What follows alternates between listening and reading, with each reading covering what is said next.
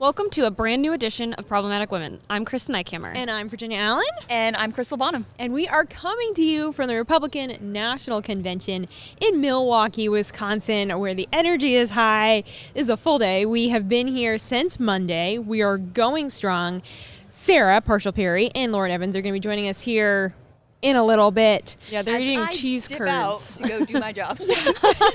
We're literally tag teaming it here because it really is like running and gunning all week here. I mean, it is. Yeah. But honestly, I love relay. this format because it's kind of, we're bringing the best of the best to Problematic Women. Because it's like all of us are here on the ground having a little bit different experiences, going to different events, talking to different people. So we can all kind of bring our experience, what we've seen here, to the podcast. This is my first Republican National Convention.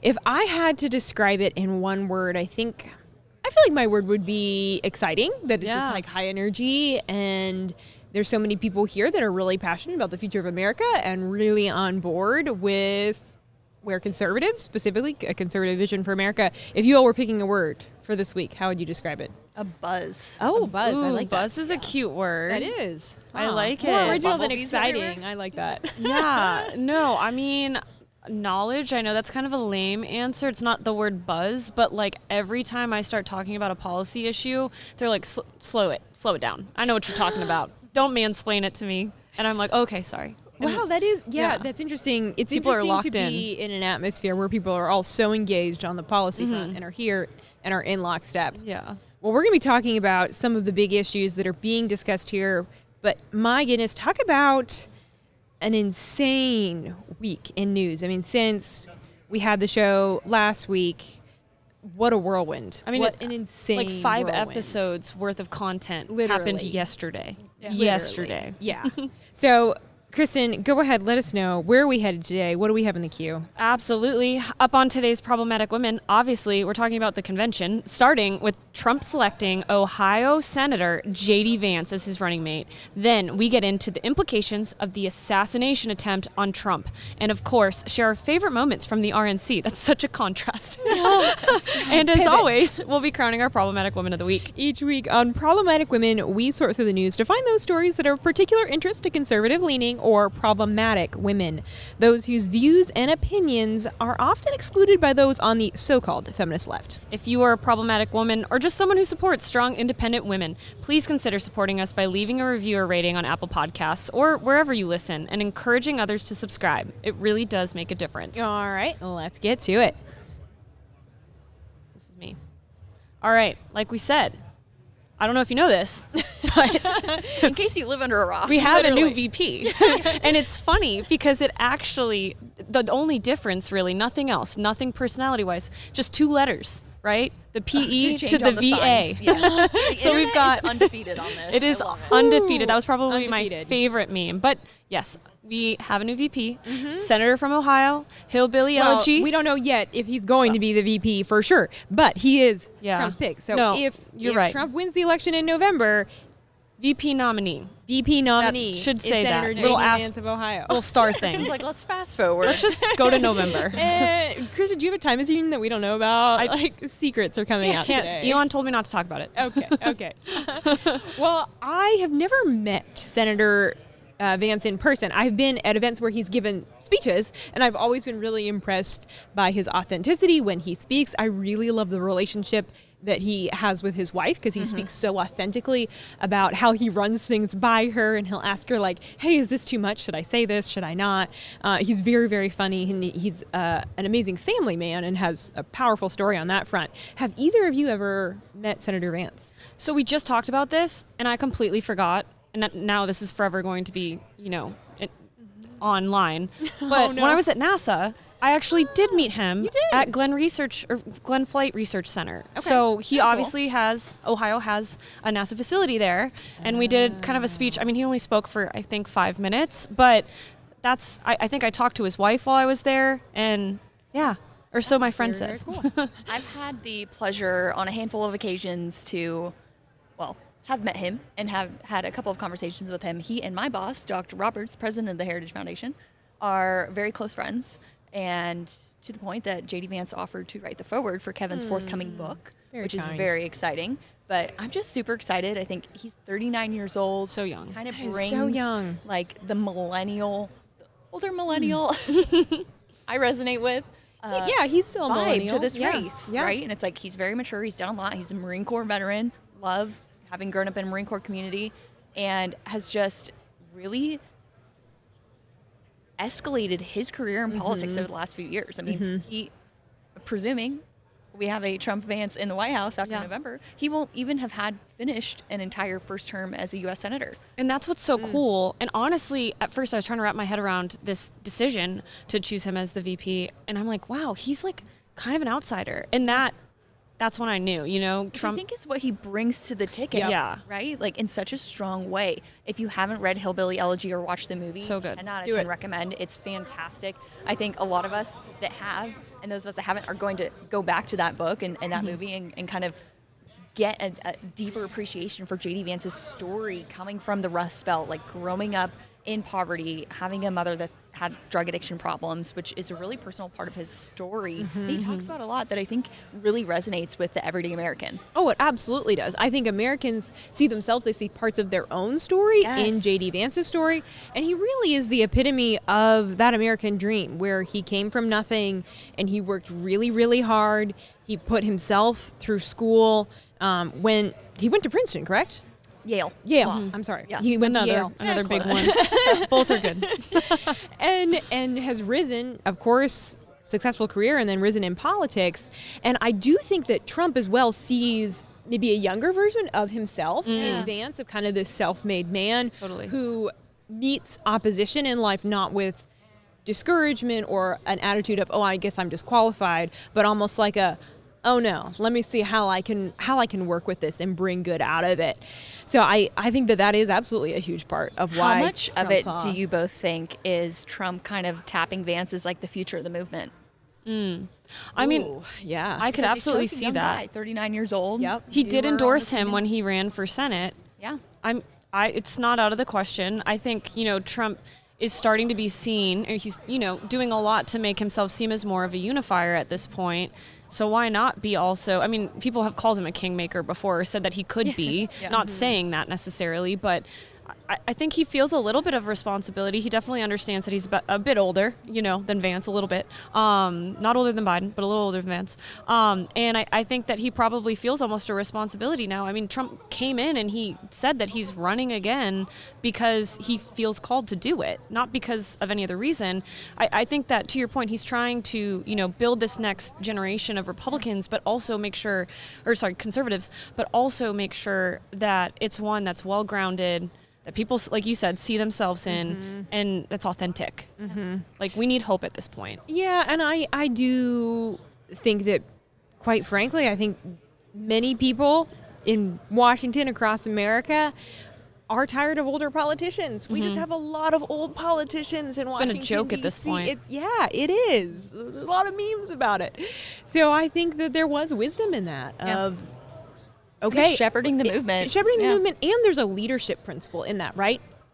Any good leader, they're looking for who is going to carry my torch, because they know I'm not going to be here for forever. Someone has to carry my mantle forward. And for Trump, it's outside of just his mantle. It's the conservative movement. What are the principles? Where are we going? And I think Crystal, like you said, I think as he sees Vance as someone who is so smart, so intelligent, such a hard worker, who's overcome so much, and he's like, all right, I'm gonna put my chips on this guy. Yeah. Love it. Yeah. Yeah. It's an exciting day, exciting times. Certainly has been an eventful week. Like, I think we all knew it was going to be an eventful week, but it was like, okay, full on. Too much, a little bit. But we are going to talk more about eventful news, the attempted assassination on former President Donald Trump, the biggest news, really, in many ways, of the year. So we will be back with you in just a moment. But in the meantime, did you know that there is a pro-life conservative clothing line? It is called Culture of Life 1972. We have been talking about it for a little while on this podcast. If you've never been on their website, take a minute today to check them out. Culture of Life 1972. They have donated over $50,000 in 5 years of business to pro-life causes through individuals shopping their dresses, their pants, their tees, their jewelry, their gifts. They have given that money to fund the pro-life movement and also to further creating a culture of life, because, abortion is really not going to end in this country until we have a culture of life and until life in the womb is seen as life, because it is, and is respected. So go ahead, check out Culture of Life. You can also visit them on Instagram at COL1972official. And when you use the code Problematic Women at checkout, you will save 20%. Again, use the code Problematic Women at checkout, all writing together, lowercase, and you will receive 20% off whatever adorable clothes you order. Kristen and I both have pink dresses that at some point we're supposed to take pictures in. You're going to do that. I wore mine in Nashville, so I've worn it, and it's perfect. It's so comfy. All right. Well, we're going to put a pin in that. We're going to do that at some point. All right, let's go ahead and jump back in here. On Saturday, a gunman tried to assassinate former President Donald Trump during his campaign rally in Pennsylvania. Trump's right ear was struck, and you see this scene. I'm sure you all have probably seen the video. It was everywhere, literally within minutes after the incident. But you see Trump sort of pause, and he reaches back and he touches his ear, and then he sort of starts to bend down, and then in that same instant you're seeing the Secret Service rush the stage. They're yelling, "Get down, get down, get down," and Trump then you see has blood on his face. There's a powerful moment though when the Secret Service, they've sort of, there's got to be, like 7 agents all around him. They kind of create almost like this. Like a human shield. Like a human shield, literally around him. He stands up, they stand up with him. And then he says, wait. And he has them stop, and he raises his fist, and you can see him mouthing the words, fight, fight, fight. So powerful. Like literally getting goosebumps just sitting here recounting that moment. Insane. It's just to see anyone, doesn't matter who they are, anyone, to see that response when an attempt has been made on your life was really wild. Yeah. What did you all make of his reaction? Man, y'all, I don't even know where to start. I just think back to Monday night when he walked into the arena at the national convention that we're here at in Milwaukee, kind of unexpectedly. He wasn't originally planning on joining Monday night. JD Vance came in soon after he was announced as the VP pick. And when Donald Trump walked in the room, you could see in his face that he is a changed man after that incident in a way that is really profound. Like, to me, I look at the way he carried himself into the arena, the way he sat and took in the speeches that night and everything that was going on, the singing in the background, just a really powerful moment. You can tell from Trump's face almost a sense of gratitude, right? Mm-hmm. I think anytime anyone faces death like that, and the uncertainty of it all, totally, to come back and to walk into an arena like that where you have hundreds, thousands of your supporters literally cheering you on, that had to have been such a profound moment for former President Trump to be like, wow, all of this could have gone away. Yeah. 1 millimeter away from honestly, all of this our conversation earlier, that could have, I don't know if it changed his mind on who the VP nominee was going to be, but that could have had something to do with it. I think what was so just the goodness that came out of this is Trump attributed it to God. Like, I shouldn't be here, and how powerful is that? He's always been someone that has really stood for those values of, Christianity. He's been a very pro-life president, although I know that's a contentious topic in this election cycle. But he's done a lot of really beautiful things that those with faith in their heart agree with. Yeah. And I just think that once again, tipping his hat to that, was powerful. You God really is tell, here. I think that he, maybe not for the first time, but really truly realized all of this is bigger than him. Yeah. That's a great way of putting it. Yeah. I've never seen Trump look almost like he was about to cry until Monday night. Yeah. And as he was sitting there with a bandage on his ear, he has Congressman Byron Donalds and Tucker Carlson on one side, and he has J.D. Vance on the other, and House Speaker Mike Johnson on the other, and this crowd is just cheering, and he looked like he was about to cry. And I think just that says so much. Both, obviously, anyone trying to take your life, highly emotional. Yeah. But Kristen, I think you're really right. He recognized, okay, this is much bigger than me. There really is a fight here for the future of the country. What's going to happen in perpetuity? Yeah. Right? And I think this has opened his eyes to that opportunity to really build and cement his long-term legacy in a way that before, I mean, his legacy is cemented in history, like hands down one of the greatest presidents we've ever had. But there's nothing like an attempted assassination to really open your eyes to not just what you have done and what you're trying to do now, but what are the history books going to write about him in 20, 30, 40 plus years? Right? And I think that, you know, people forget he's a businessman, you know, like he's a president, but I think he still thinks in that way. And he probably, you know, was looking back and I'm just imagining him on, you know, at the speeches on Monday and look at the community he's built. Look at the platform he's built. Look at how much he has changed this party. And that was almost gone in an instant. So just the gratitude, it's bigger than him. He's truly done so much for this country. He will go down as one of the greatest, if not the greatest president of all time. I'm a little biased, obviously. But I will also add, too, if that doesn't rally Americans across the country to show up to the ballot box, I don't know what will. Yeah. No, it's very true. And I think, you know, the tragedy that I do want to take a minute to address is sort of the how we got here and the fact that there's been so much rhetoric that is really inflammatory. It's inflammatory. And that has come from the far left. It's come specifically from far left media that has really furthered those lies and really that inflammatory language. And Tucker Carlson is like about a year ago, he kind of predicted, he was like, hey, if something doesn't change, it's possible that we'll see an assassination attempt on former President Donald Trump because of this language, because you can't call someone names, say they are the problem, they are a threat to democracy, and then just expect put them like, in a bullseye. Fine. Put them in the bullseye and then just expect that nothing bad is going to happen. And the real tragedy, God clearly protected Trump. Whether you like him or not, doesn't matter. That situation, you can't deny that the hand of God was in that. The tragedy is that an innocent American, Corey Caparatore, lost his life that day. Lost his life very, very bravely. He hopped on top of his daughter and his wife. They were there at the rally. And now that family is those girls that are about our age. I think they're a little younger than us. They're growing up without a dad. And you know, you can't say, well, it's their fault or it's this person's fault at the end of the day. But you do have to think, okay, there are consequences to the language that we use, and those consequences not only affect politicians, they affect real Americans. 100%. Yeah, I mean, you look at Corey's witness as a father, as a Christ-fearing man, as a firefighter. Like he lived day in and day out a virtuous life, and it was stolen from him. It was stolen from his family. And it's just a reminder of, honestly, what we're up against.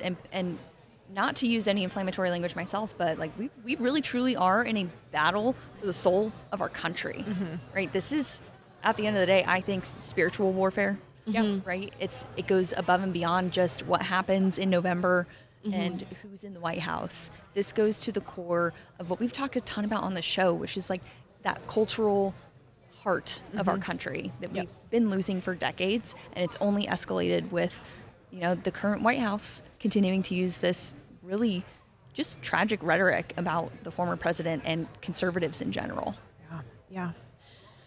Crystal, we are going to let you go because I'm watching your boss walk in, and I'm like, okay, you got to run. I got to work.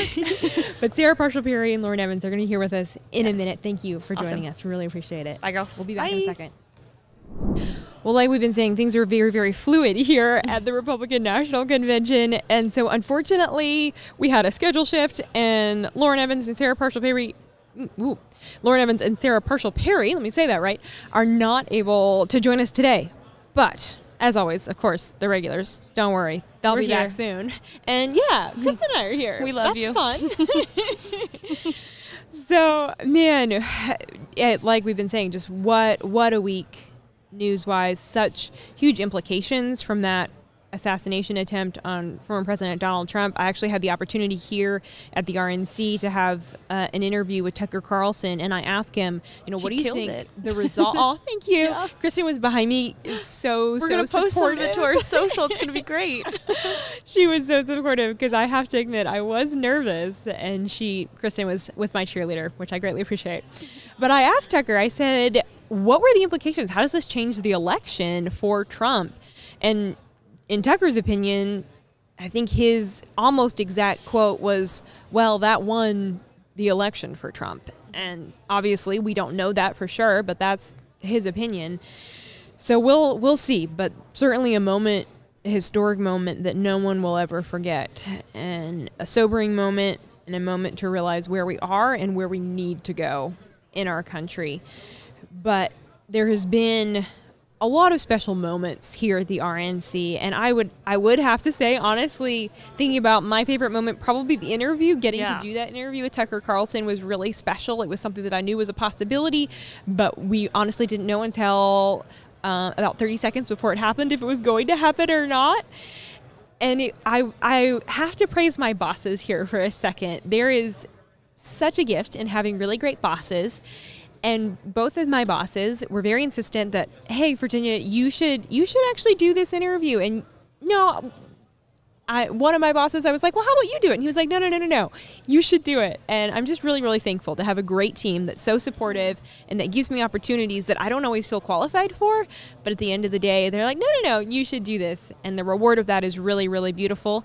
And it leaves you with experiences that you're never going to forget, and growth moments where, like, all right, I'm going to jump in and do this, and with support of great fellow team members like Kristen. Aww, so that is certainly, getting to interview Tucker Carlson at the Republican National Convention is something I will never forget. And I'll do a shameless plug here. If you want to watch the interview, it's on the Daily Signal YouTube. You can watch it there. Kristen, what about you? Yeah, what do you think a favorite memory from the Republican National Convention 2024? Oh man, I mean, seeing you was amazing.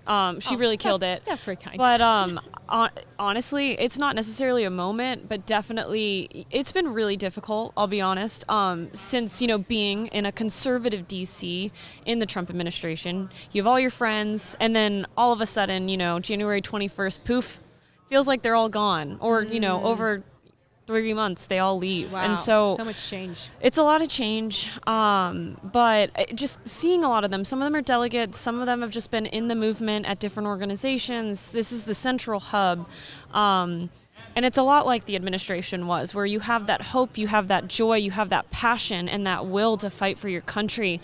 It's been a long, hard 3-ish plus years, and just being here has just lifted my heart, lifted my spirits, and really reminded me what we're fighting for, why we're here, why we do what we do every day. And so I can't put it to just one moment, but just being able to see all my friends again, and plan with joy for the future. We haven't won yet necessarily, but we can be hopeful. Yes, there is hope. And I love that. Playing with joy for the future. I think that is an expression. One expression that I really love is the happy warrior. Yeah. And people around the Heritage Foundation use that we are happy warriors. At the Daily Signal, we use that. And I think that's such a good motto to think of, all right, even though the situation in America is not ideal right now. For sure. We move forward of, okay, we have a vision. We know what the solutions are to many of the problems that we're facing. And for many, we also have faith of, okay, God, you've done so much for our country before. I don't think you're done yet. Yeah. I mean, hope. Truly, the Avengers are assembling. That alien force. I don't know where it's going to go. There you have it. Straight from Kristen. All right, well, stay with us, because when we come back, we're crowning our Problematic Woman of the Week. It's that time, once again, my favorite time of the week, time to crown our Problematic Woman of the Week. And the crown goes to... Surprise, surprise! Sarah Parshall-Perry and Lauren Evans, who are here. Wow. All right, so I see what we were walking into. I'm very impressed. I have to tell you, this is quite an exceptional pre-planned situation. I like that the prize for being late is winning Problematic Woman of the Week. Exactly. Well, we've been talking about the Republican National Convention, how crazy it's been. You guys know this well. I've seen you both in passing as we all run everywhere. So much much of what's going on, what's happened for both the Heritage Foundation and the Daily Signal, excuse me, would not have happened this week without you all. That's so sweet. Well, it's true. Very kind. That's so It's sweet. very Actually kind to true. say. So Kristen and I already shared our favorite memories from the RNC. I want to hear y'all's favorite memories so far. Let's check Well, out. so for me, here's what I love. There are 2 planks in the RNC positioning this year. They relate directly to gender identity. I think the RNC recognizes... Doing what she does best. of course. I Sarah's really always think right that- there. I'm sorry. I'm passionate about the issue. It relates directly to what we're seeing as the biggest threat to American children in the country.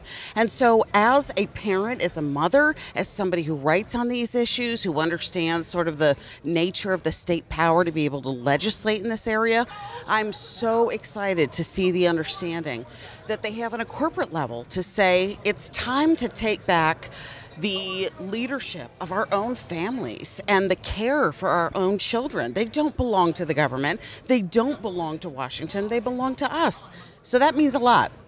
So yesterday I was with the very problematic Sarah Parshall Perry and Genevieve Wood. Yes. We went into the convention itself yesterday, and I have to tell you, when former President Trump came out with the Band-Aid on his hair, that was an epic moment that I will remember. And everybody starts yelling, "Fight, fight, fight, fight, fight!" And I swear, all day I've just been like, "Fight, fight, fight!" It's fight. an energy. And Yeah. But I will say, it is Tuesday when we're recording this. Supposedly, Baby Dog is supposed. Baby Dog is coming? Baby Dog is coming. Guys, Baby if you Dog's don't on know who stage. Baby Dog Already on is, stage. Look it up. West Virginia's dog. Dog. pretty much. Have first no off- understanding of West this. Virginia's first She's dog. tried to I explain tried to it show to me. video, and Sarah's like, whatever. No, But no. Baby Dog, Baby Dog. can kiss Bette Midler's hiney. Look up that video, guys. If you haven't seen it, it's worth it. So so I don't know. Trump was pretty epic, but I'm very much looking forward to Baby potentially Dog. seeing Baby Dog. I also will say I do love the culture and the people of Wisconsin. My little southern heart, I stop and say hi to everybody, and then they stop and say hi to me. Thank you. Thank you. And then I get to eat cheese curds with pretty much every meal, to the point of I'm almost over eating brown fried stuff almost. And then today, one of our colleagues ordered a beer, and they literally bought them 2 beers. And they're like, "This is just how we serve it." So they just understand and get the finer things in life. Lauren's like, I found my people. Yeah, they are I- here. I will say quickly, I'm a Wisconsin native. I grew up just about 10 to 15 minutes outside of Milwaukee. Know this? No one knew. I in didn't know. Waukesha. I knew that. So it was sort of a homecoming. So this was meaningful to me in a number of different ways, to the point where my children have all texted or FaceTime me saying, "What is this like to see the president make that surprise appearance?" They were excited about it. They wanted to know. So this has been really, I think, a spectacular RNC for a lot of people. And another thing that I think a lot about is how T-Pain rhymed Wisconsin in the mansion as well, which Yeah. I think it's a great fun fact about the state. Great fun fact. Well, we have to leave it there because Wow. I'm so honored. I know. It's such a surprise. Such a surprise. Wow. Congratulations, ladies. Thank Very you. problematic. Thank you. I'm very surprised and very honored. Yeah. I really appreciate it. Well, you guys are indeed very problematic. So problematic that we were. Even more I think all of our together. friends would say that as well, honestly. Well, join us next Thursday morning for a brand new edition of Problematic Women. We'll be back in Washington, D.C., sadly. Not we in have to? Wisconsin eating. I know. No. Let's just stay here and keep eating cheese Okay. curds. Perfect. Yeah. Perfect. Yeah. I'm in. Great. How much do you think it costs to rent this place out? Well, I don't know. Not It's that worth much. it. I'll We pay can the cover cheese it. Yeah, curds. we'll just sleep here Yeah. and keep recording Eat the show here. Ranch dressing. Yeah, just cheese curds. Conservatives need your support in the podcast world, and we would greatly appreciate a 5-star review on Spotify, CastBox, Apple Podcasts, or wherever you get your podcasts. It really does make a difference. Have a great rest of your week. We'll see you right back here next week. Wisconsin.